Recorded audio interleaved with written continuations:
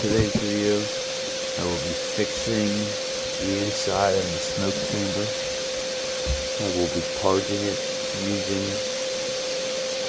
the refractory cement. Also, you can see in the bottom left corner of the video, it's Safraco. That's from Mount Savage Fire Brick from Maryland, if I'm not mistaken. Some good stuff.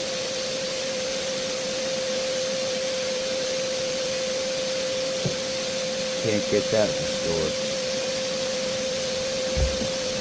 Give us a call or set up an appointment online at cincinnatichimneysweeps.com. Thanks.